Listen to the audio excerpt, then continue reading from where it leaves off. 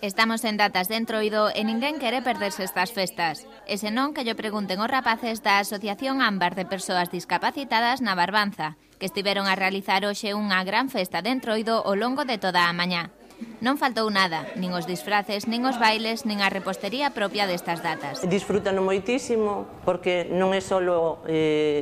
xa saben que despois da elaboración dos disfraces ven a festa. Entonces o día da festa é un día especial. Neste centro lévase preparando a festa de Entroido dende fai máis dun mes, xa que a elaboración dos disfraces, a música e as coreografías están feitas polos usuarios e precisan o seu tempo de preparación.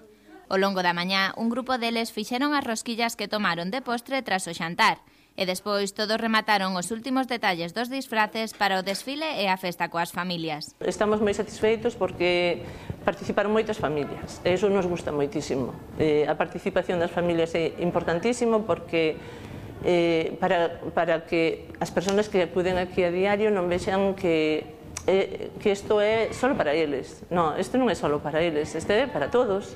Tras a presentación dos distintos disfraces e despois dun baile no que participaron usuarios, pais e profesores, o xurado deu o seu veredicto, nomeando os reis da festa e premiando tamén a mellor maquillaxe, decorado e animación.